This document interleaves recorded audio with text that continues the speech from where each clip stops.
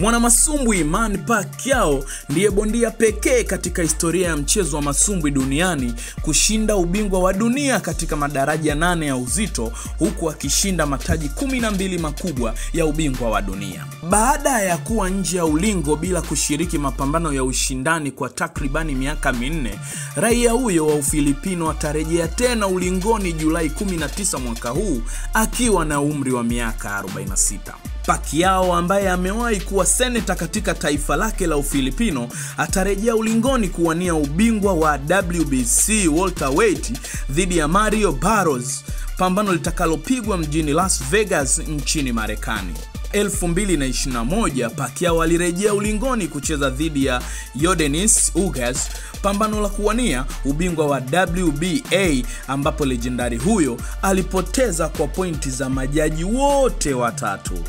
Tuadapambe TZA, endelea kuifuatilia Mwambani TV, tuna mengi mazuri.